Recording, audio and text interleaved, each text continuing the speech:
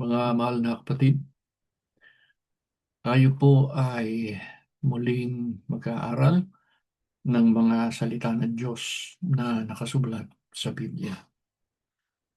Para sa bawat tao, ang kanyang karapatan ay mayroong malaking kahalagahan. Kaya madalas nating nakikita mga taong naninindigan para sa kanilang karapatan at handa na itaya ang kanilang buhay upang ipagtanggol ito laban sa sino mang nagiging banta sa kanila. Isang halimbawa ng gayong karapatan ay ang karapatang pantao. Ang isa pang napapanahong halimbawa ay ang mga bansang sangkot sa kasalukuyang digmaan, kung saan makikita natin ang mga tao, maging ang mga sibilyan mula sa lahat ng antas ng pamumuhay ay humahawak ng armas upang ipagtanggol ang kanilang soberanyang karapatan bilang isang malaya at independent na bansa. Nakikita rin natin mga taong nagpoprotesta laban sa anumang anyo ng pang-aapi o agresyon upang itaguyod ang kanilang kalayaan at gamitin ang kanilang iba't ibang karapatan. Isang pagkukunwari sa ating bahagi kung sasabihin natin na hindi natin pinahalagaan ang gayong mga karapatan. Gayunpaman, bilang mga anak ng Diyos, alam natin at lubos tayong sumasampalataya na ang pinakamahalaga ay ang ating karapatan na galing sa Diyos. Ngunit nakalulungkot po na mayroong mga dating nagtatanggol sa gayong biyaya, ngunit nauwi sa pagtatatwa nito. Maaaring ang iba ay hindi nila alam, maaaring hindi sinasadya ng iba, o kaya naman ay maaaring sinadya talaga ng iba at alam ng iba na itinatuwa na nila ang biyaya, ang karapatan na tinanggap nila sa Diyos. Pag-aralan natin mga kapatid, ano ba yung karapatan o biyaya na ipinagkaloob sa atin ng Diyos? Sa 1:12, datapat ang lahat ng sa Kanya'y nagsitanggap ay pinagkalooban niya sila ng karapatan maging mga anak ng Diyos. Sa makatuwid bagay ang mga nagsisisampalataya sa Kanyang pangalan. Ano po ang karapatan o biyayang ipinagkaloob ng Diyos sa atin? Ang sabi po sa talatang ating binasa, pinagkalooban niya sila ng karapatang maging mga anak ng Diyos. Ang mga tao po sa mundo ay meron silang kani-kaniyang karapatan sa lugar o sa bansa na kanilang pinaroroonan. Subalit, hindi po lahat ng tao ay binigyan ng karapatan na maging mga anak ng Diyos. Bakit po napakadakila ng biyayang ito o ng karapatang ito nakaloob sa atin ng Diyos? Na batay sa ating binasa ay mga anak tayo ng Diyos. Iyon ang karapatang pinagkaloob sa atin. Bakit dakila yan? Pakinggan natin ang Roma 8:17. At kung mga anak ay mga tagapagmana nga, mga tagapagmana sa Diyos at mga kasamang tagapagmana ni Kristo. Kung gayon nga, makipagtiis tayo sa Kanya upang tayo'y lumuwalhati namang kasama niya. Bakit po dakilang karapatan yan? Dakilang biyaya yan. Nang nagkaloob sa atin ito ay ang Diyos. Batay sa Biblia, kung mga anak ay mga tagapagmana nga at mga kasamang tagapagmana ni Kristo. Ano po kaya ang mamanahin ng mga binigyan ng karapatan na maging mga anak ng Diyos? Ano ang kanilang mamanahin? Apokalipsis 21, talatang 7, 2 at 4. Ang magtagumpay ay magmamana ng mga bagay na ito.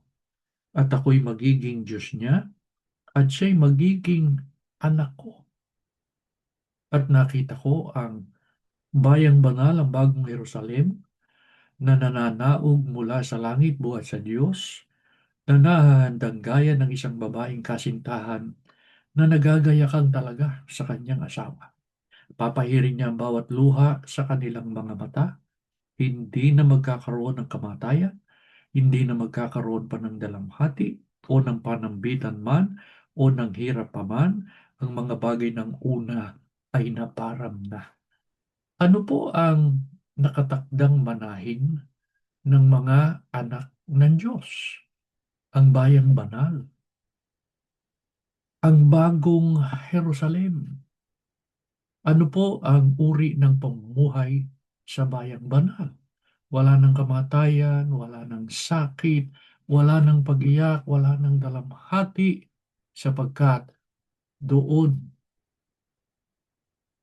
yung mga dating bagay ay lumipas na. At ang buhay na ipagkakaloob sa mga anak ng Diyos ay ang buhay na walang hanggan. Pansinin natin, mga kapatid, na ang karapatang ito, ang biyayang ito na tinanggap natin ay walang ibang makapagkakaloob kundi ang Diyos. Pag-aralan natin, paano natin nakamit ang biyayang yan?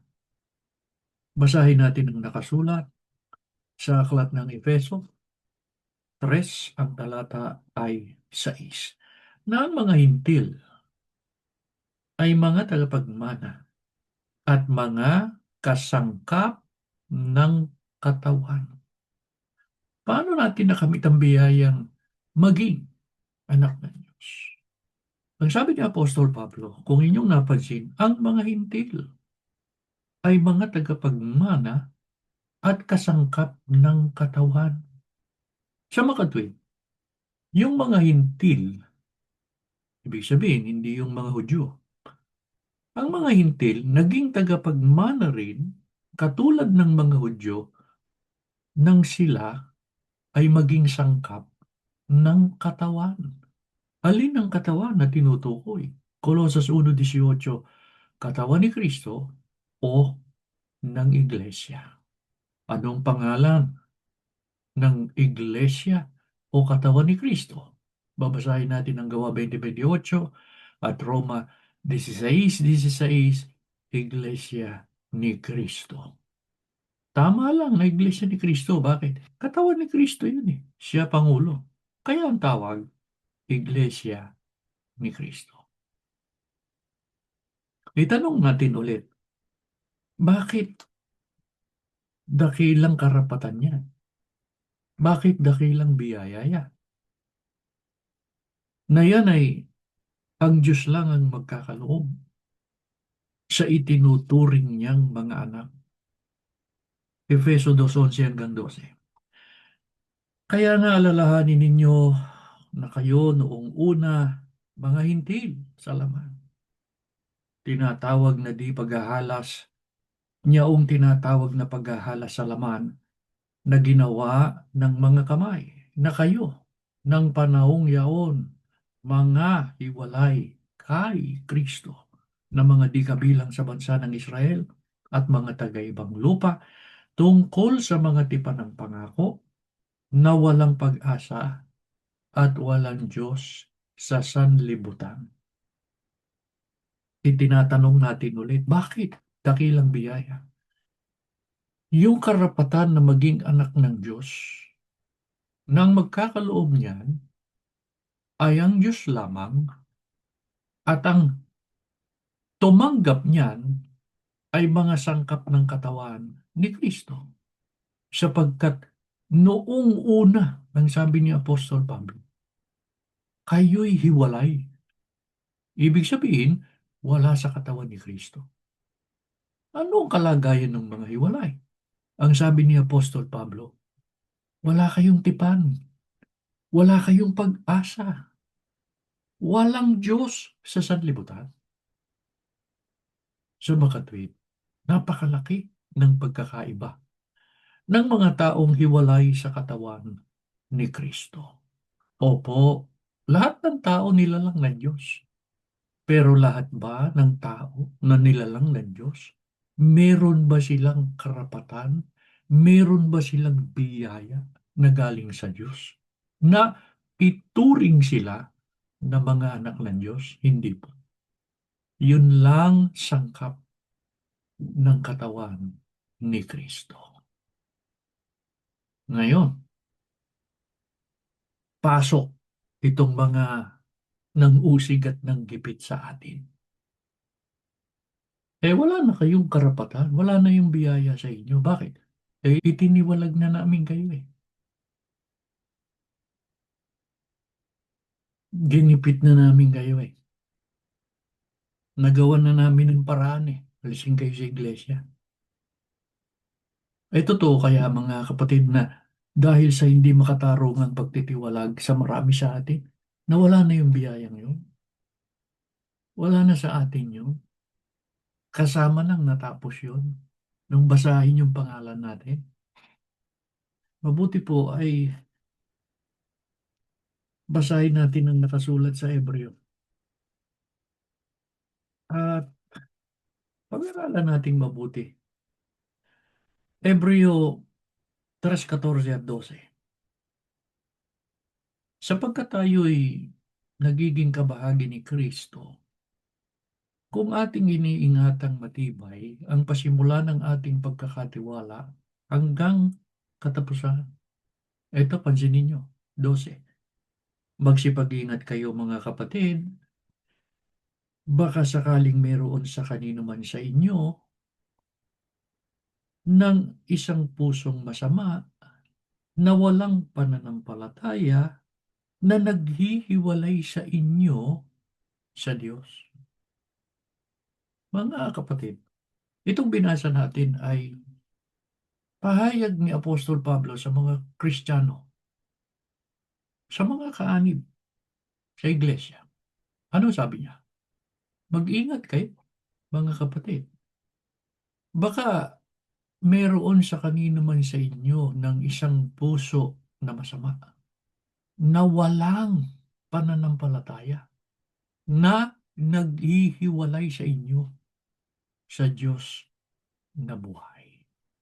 Mga kapatid, himayin natin yan. Saan po ba nanggagaling ang tunay na pananampalataya? Hindi ba sa pakikinig sa mga tunay na salita ng Diyos na ipinangaral ng kanyang mga tunay na sinugo? Ano po ang katibayan ng tunay na pananampalataya? Kung babasahin po natin ang nakasulat sa Santiago sa 2:14-18. Ang pananampalataya pinatutunayan ng mga gawa. Sa makatwid, mga kapatid, yung kaanib na oo, nakatala, nasa iglesia, nasa katawan ni Kristo, pero may masamang puso. Hindi naman talaga sumasampalataya. At yung isa, tunay ang pananampalataya sapagkat sinusunod, ibinubuhay ang mga aral ng Diyos. Makikilala pala natin yung mga yan sa pamamagitan ng kanilang gawa. Kaya, bago tayo lumipat sa ibang talata na ating babasahin, ito ang itanong natin ngayon. Sino kaya ang merong puso na masama? na hindi talaga sumasampalataya naman. Yung kayang nanindigan sa paggawa ng mabuti, nanindigan kung ano yung tama, o yung papakilalang tama sila pero nilabag naman ang doktrina, nilabag naman yung aral. Halimbawa, ang itiniwalagay, yung gumagawa ng tama. Ang itiniwalagay, yung hindi nagnanakaw, yung hindi korap. Sino ngayon, mga kapatid? Ang tunay na kay Kristo, nasa Kanya ang biyayang kaloob sa Kanya ng Diyos, at sino po yung hindi naman tunay? Ang pananampalataya, masama ang puso. Kayo na ang makakasagot niya. Gaano kasama, mga kapatid, kung hindi tayo manghawak sa ating pananampalataya? Pakinggan natin ang 4:2 sa aklat ng Ebreo. Sapagkat tunay na tayo'y pinangaralan ng mabubuting balita. Opo, halimbawa, yung doktrina na tinanggap natin.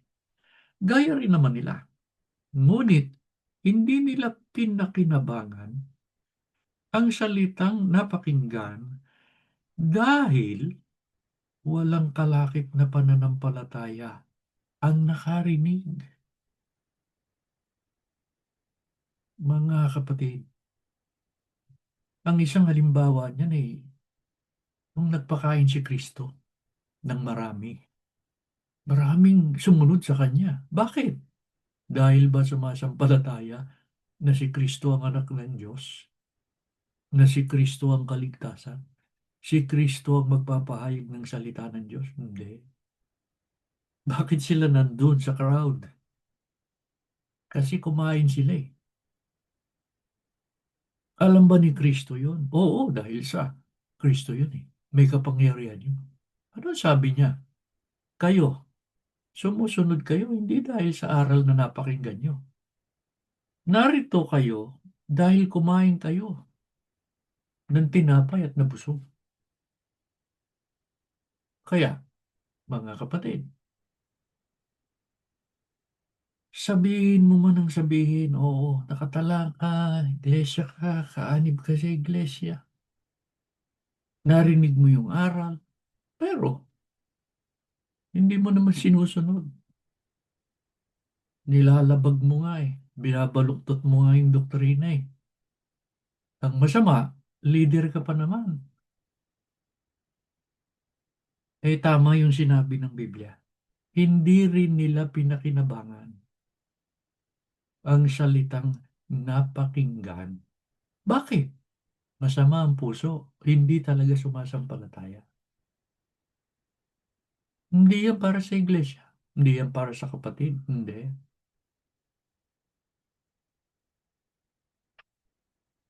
Gumagawa yan para sa sariling tiyan. Kaya, ano ang katangian ng tunay na kay Kristo? Anong katangian ng tunay na sangkap ni Kristo? Na dahil tunay, namamalagi yung karapatang bigay sa Kanya. Ang sabi ng Diyos, anak ko yan, tagapagmana yan. Para hindi tayo pagbintangan na tayo'y nagkukwento lang, basahin natin ang sagot sa Biblia. Unang Pedro 1:14 hanggang 16. Nagaya ng mga anak na matalimahin, malalim na Tagalog, matalimahin, masunurin. Nagaya ng mga anak na matalimahin, na huwag kayong mangag-asal na ayon sa inyong dating mga masasamang pita nang kayo'y nasa kawalang kaalaman. Ngunit yamang banal ang sa inyo'y tumawag, ay magpakabanal naman kayo sa lahat ng paraan ng pamumuhay, sapagkat nasusulat, kayo'y magpakabanal sapagkat ako'y banal. Ano po ang katangian ng mga tunay na kay Kristo? Anak ng Diyos. Namamalagi yung biyayang kaloob sa Kanya. Anak siya ng Diyos. Ang sabi, mga anak na masunurin. Ano po yung kanilang sinusunod? Natural. Salita ng Diyos. At dahil sa sinusunod ang salita ng Diyos, nabubuhay sila sa kabanalan.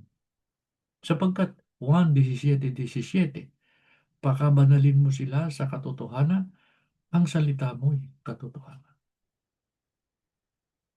Kaya kapag nabubuhay tayo ng ayon sa kalooban ng Diyos, nagpapakabanal tayo. Bakit mahalaga yun, mga kapatid? Na yun ang maging katangian ng ating buhay. Sapagkat ang sabi ng Diyos, ako'y banal. Kaya dapat kayong maging banal. Banal ang tumawag sa atin. Banal ang nagkaloob ng karapatan sa atin na maging mga anak. Kaya mabuhay tayo sa kabanalan. Paano po yung, oo, nakatala na, nabautismohan. Pero, hindi naman sumusunod. Lalong masama kung sino pa yung tagapagpatupad. Yun ang hindi sumusunod. Napakasama. Sa Diyos pa ba yun? Pakinggan ninyo. Efeso 2:2.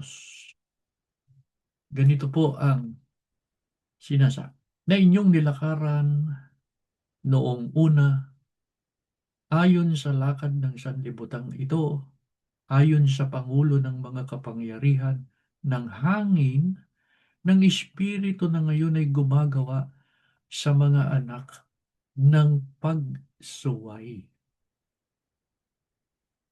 Yung hindi po tumatalima, hindi po anak ng Diyos yun. Sila'y mga masuwayin. Sino ang kanilang ama? Di yung ang kapangyarihan ni kadiliman. Sino ba yung nagtataglay ng kadiliman ng kapangyarihan? Walang iba, kundi si Satanas. Kaya, mga kapatid, pumanatag tayo. Lagi nating isa-isip, lagi nating isa-puso, lagi nating sampanatayanan na habang tayo nabubuhay ng ayon sa kalooban ng Diyos, ng aral na tinanggap natin, nakatitiyak tayo. Nasa atin ang biyaya na kaloob ng Diyos sa atin. Kaya ano ang dapat gawin ng mga kaanib sa Iglesia ni Cristo tungkol sa karapatan, tungkol sa kaloob, tungkol sa pagmamana ng buhay na walang hanggan pagdating ng paghuhukom? Sa Ebreo, sa 2 ang talata po ay 3. Paanong makatatanan tayo kung ating pabayaan ang ganitong dakilang kaligtasan na ipinangusap ng Panginoon noong una ay pinatunayan sa atin sa pamamagitan ng mga nakarinig? Mga kapatid, ang simula ni Apostol Pablo, sabi niya paano tayo makatatanan kung ating pababayaan ang ganitong dakilang kaligtasan? Rhetorical question Nandun na rin yung sagot. Huwag nating pababayaan, mga kapatid. Itong kaloob na ito, Kung yung mahahalagang bagay na materyal sa buhay na ito ay pinahahalagahan natin sapagkat mahalaga nga eh, di ba? Itinatago natin yan, ayaw nating mawala yan, inaalagaan nating mabuti yan. Eh di lalo na itong karapatang ito na ipinagkaloob ng Diyos sa atin. Bakit? Ba't mahalaga na ingatan natin ito? Sapagkat hindi tayo makatatanan sa bayang banal kung pabayaan natin ito. Eh, paano po ba napababayaan ng iba ang kanilang karapatan? Tumigil na sila sa paglilingkod, yung iba hindi na sumasamba, saka na raw sasamba pagka maayos na iglesia, saka na muna yan, yung pagsunod sa Diyos. Saka na yan, magulo pa eh. Ano pa, maraming dahilan, marami silang sinasabi. Para, para ma-justify, yun ang iniisip nila eh. Magdahilan ako para ma-justify yung pagpapabaya ko. Eh dahilan niya, gaano kasama, mga kapatid, kung mananaig sa atin ang pagdadahilan. Pakinggan yung talinhaga ng Panginoong Kristo. Sa Lucas 14:16 hanggang 21 at 24. At sa panahon ng paghapon ay sinugo niya ang kanyang alipin upang sabihin sa mga inanyayahan, magsiparito kayo sapagkat ang lahat ng mga bagay ay nahahanda na. At silang lahat na parang iisa, nangagpasipulang mga dahilan. Sa kanya ay sinabi ng una, bumili ako ng isang bukid, kailangan akong umalis at tingnan, pinamamani ko sa iyo, pagpaumaninan mo ako. At sinabi ng iba, bumili ako ng 5 magkatwang na bakang lalaki at paroroon ako upang sila'y subukin. Pinamamani ko sa iyo na pagpaumaninan mo ako. At sinabi ng iba, bago akong kasal at kaya hindi ako makaparoroon. At dumating ang alipin at isinaysay ang mga bagay na ito sa kanyang Panginoon. Nang magkagayon, sa galit ng puno ng sambahayan, sinabi sa kanyang alipin, pumaroon kang madali sa mga lansangan at sa mga daang makikipot ng bayan. Dalin mo rito ang mga dukha, ang mga pengkaw, ang mga bulag, at ang mga pilay. Sapagkat sinasabi ko sa inyo, na alinman sa mga taong inanyayahan ay hindi makakatikim ng aking hapunan. Ang talinhagang ito ay tumutukoy sa araw ng kaligtasan. Itinulad ng Panginoong Kristo sa kanyang talinhaga na isang malaking hapunan. Sinugo niya ang kanyang mga alipin para anyayahan ng mga tao. Pero nung sinabi po nung iba, nakabili ako ng bukid, pupuntahan ko. Nakabili ako ng magkatwag na baka, kailangan kong subukin. Bago akong kasal, pagpaumaninan mo ako. Maraming dahilan. Anong ginawa ng Panginoon? Sa galit niya, sabi niya sa kanyang alipin, umarong ka ulit sa bayan. Dalhin mo rito yung mga pingkaw, yung mga bulag, yung mga pilay. Sinasabi ko sa iyo, yung anyang hindi dumalo, eh hindi sila makatatanan.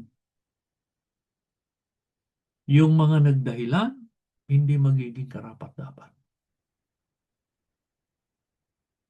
Eh tayo po bang may sabi niya?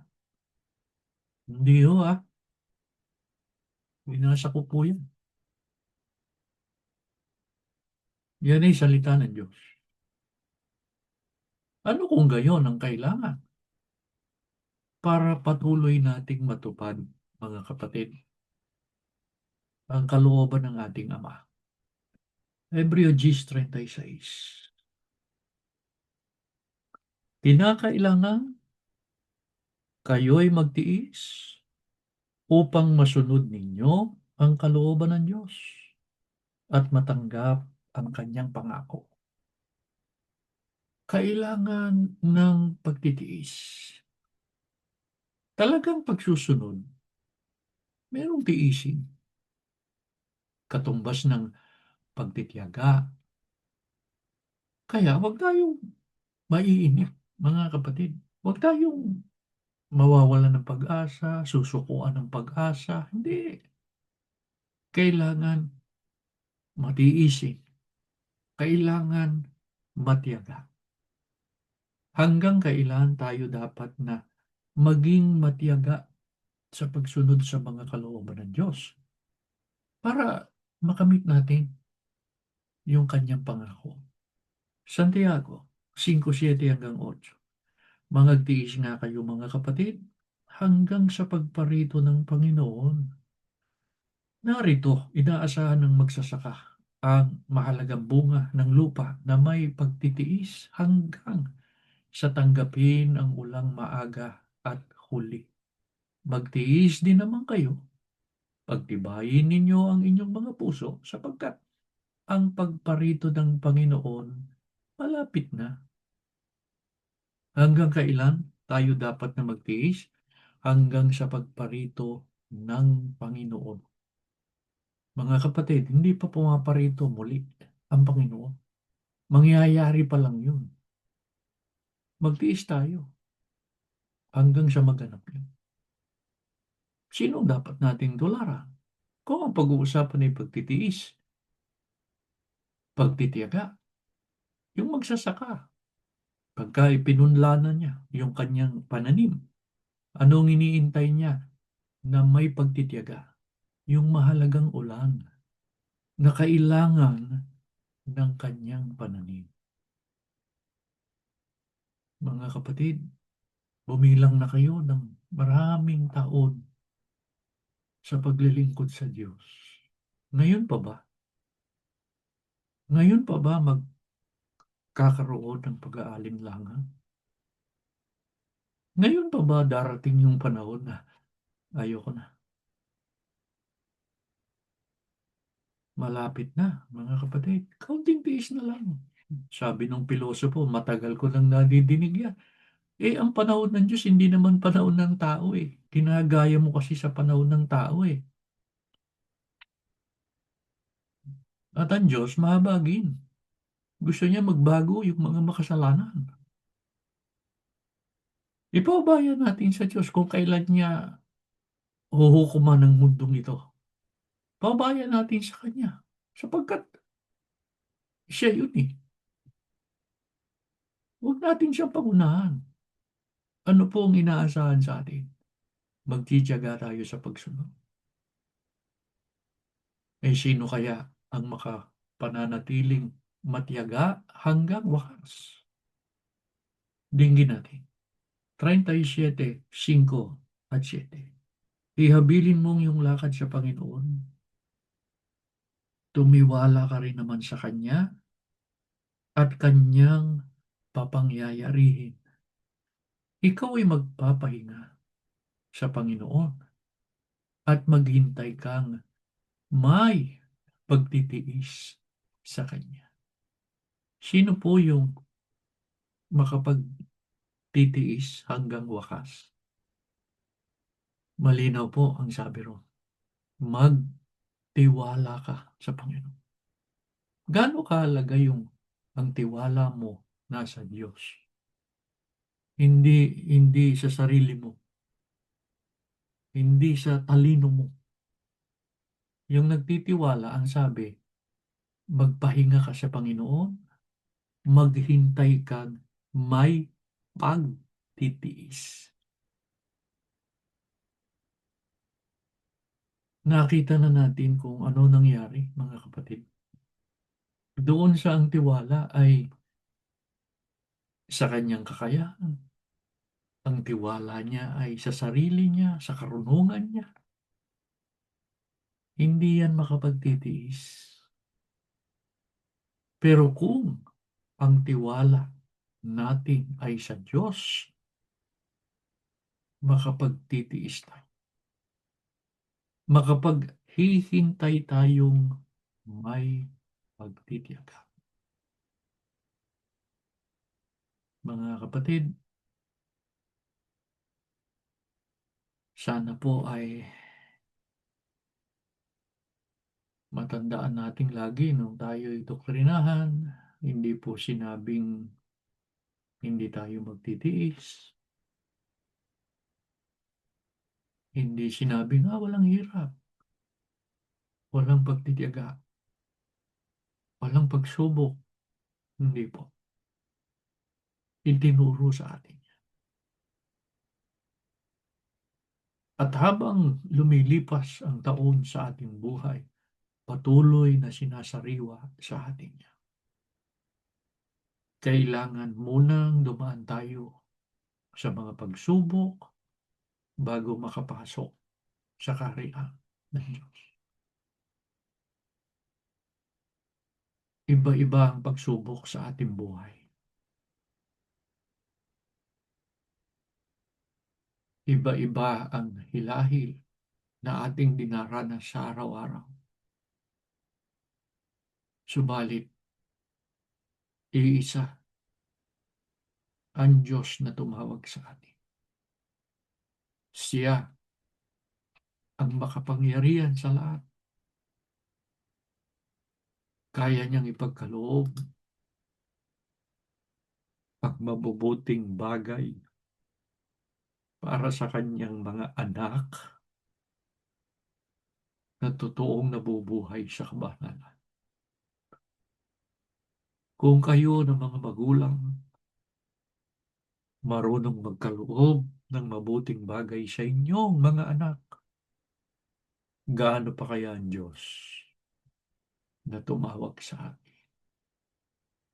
Mga kapatid, binibigyan namin kayo ng ilang sandali. Idulog ninyo sa Diyos ang inyong hilahil, ang inyong mga suliranin. Anong nais niyong sabihin sa Kanya? Kaya kayo sumasamba ngayon. Samantalahin ninyong pagkakataong ito. At nawa maawa ang Diyos na tulungan pa tayo. At sa ating mga kahinaan, sa ating mga pagkukulang, unawain tayo. Patuloy niya tayong akayin hanggang sa marating ang kaligtasan. Mga kapatid, tumayo kayo, aawit muna tayo bago tayo manalangin. Ama namin Diyos, salamat po ng maraming marami sa iyo. Di mo po binigo pag-asa ng iyong mga lingkod. Muli kang napakaranas sa aming puso. Salamat, Ama, sa pag-ibig mo sa amin. Patawarin mo muna kami sa aming mga pagkukulang, mga pagkakasala, upang walang maging hadlang sa basbas at biyaya mo sa amin. Na matulungan mo kaming magkakapatid, maitaguyod namin biyayang kaloob mo hanggang sa wakas na ng aming buhay o wakas ng mundong ito. Ipaalaala mong lagi na kaya nangyari ito sa amin, nangyari ito sa iglesia, sapagkat dinadalisay mo ang aming pananampalataya. Tulungan mo kami marating namin ang kadalisayan, sapagkat iyon ang papasok sa kaharian ng langit. Ama, wala kaming kaya sa aming sarili. Mapangkulang kami. Maawa ka po sa amin. Lagi mong ibundol sa aming isip.